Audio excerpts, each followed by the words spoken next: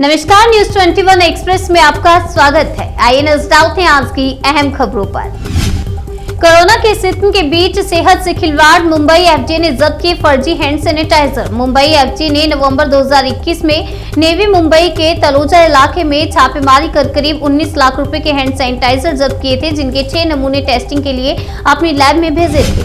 स्वास्थ्य मंत्री जैन बोले, वैक्सीन लगवा चुके लोगों की भी हो रही है मौतें, अस्पतालों में 90% बेड्स खाली। सत्येंद्र जैन ने कहा, दिल्ली में करीब 5000 हेल्थ असिस्टेंट, नर्सिंग असिस्टेंट तैयार हैं। उन्हें सभी बेसिक ट्रेनिंग दी गई है, जिसकी कोरोना के इलाज के दौरान जरूरत होती है।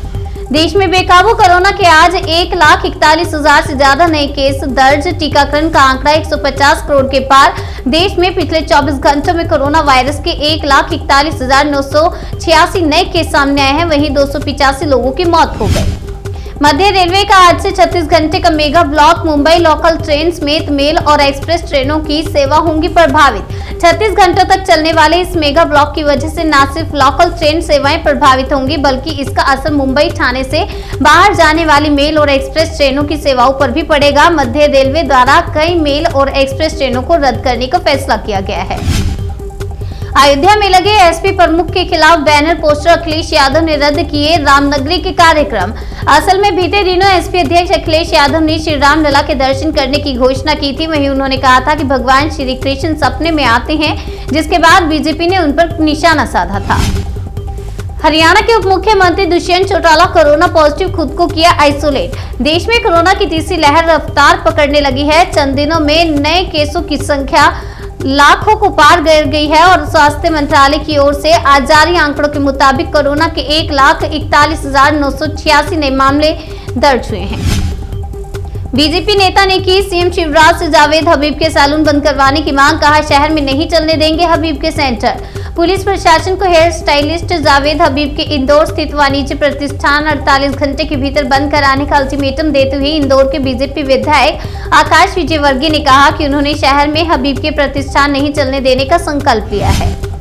अगली खबर, छत्तीसगढ़ से बमलेश्वरी मंदिर की पहाड़ी में लगी आग, 8 दुकानें हुई जलकर खाक। इस घटना में 8 दुकानें जलकर खाक हो गई हैं। पुलिस अधिकारी ने बताया कि इस घटना में किसी के भी घायल या हताहत होने की जानकारी नहीं है। हालांकि पूजा सामग्री, प्लास्टिक का सामान और खिलौने जलकर खाक हो गए।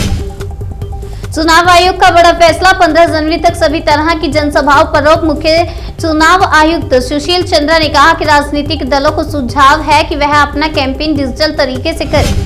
उत्तर प्रदेश में 10 फरवरी को पहले चरण के तहत किया जाएगा मतदान। 10 मार्च को आएंगे नतीजे।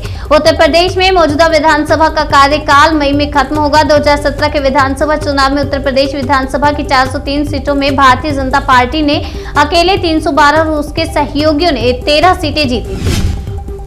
उत्तर प्रदेश में 7, मणिपुर में 2, पंजाब, उत्तराखंड और गोवा में एक चरण में होगा मतदान। 10 मार्च को आएंगे नतीजे। गोवा में 14 फरवरी को डाले जाएंगे विधानसभा चुनाव के लिए वोट। 10 मार्च को आएंगे नतीजे। गोवा में 40 विधानसभा सीटें। फिलहाल गोवा में बीजेपी की सरकार है, उसके पास अपने 25 विधायक हैं और एक निर्दलीय का समर्थन है। हाल ही में बीजेपी के 2 विधायकों कार्लोज अल्मेडिया और एलिना सल्दना ने पार्टी से इस्तीफा दे दिया था। 14 फरवरी को मतदान। 21 जनवरी से नामांकन करा सकेंगे उम्मीदवार। चुनाव आयोग ने शनिवार को 5 राज्यों में विधानसभा चुनावों के लिए तारीखों की घोषणा कर दी है, जिसके तहत पंजाब में 14 फरवरी को वोट डाले जाएंगे। वहीं आयोग ने कोरोना के चलते इस बार चुनाव प्रक्रिया में कई बदलाव भी किए हैं। 15 जनवरी तक रोड शो, बाइक रैली और जुलूस पर रोक। चुनाव आयोग ने कहा, स्थिति देखकर दी जाएगी ढील। मुख्य चुनाव आयुक्त सुशील चंद्रा ने कहा कि राजनीतिक दलों को सुझाव है कि वह अपना कैंपेन डिजिटल तरीके से करें। यूपी के संभल में ड्यूटी के दौरान एक शख्स से पैर दबवा रही थी महिला दरोगा। उत्तर प्रदेश के संभल में ड्यूटी के दौरान एक शख्स से पैर दबवाना महिला दरोगा को भारी पड़ गया। एसपी ने कड़ी कार्रवाई करते हुए उसे लाइन हाजिर कर दिया।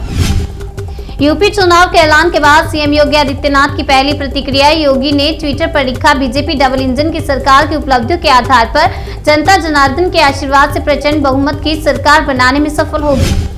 यूपी चुनाव के ऐलान के बाद अखिलेश यादव ने दी पहली प्रतिक्रिया। समाजवादी पार्टी के प्रमुख अखिलेश यादव ने कहा कि 10 मार्च के बाद उत्तर प्रदेश से बीजेपी का साफ होना तय।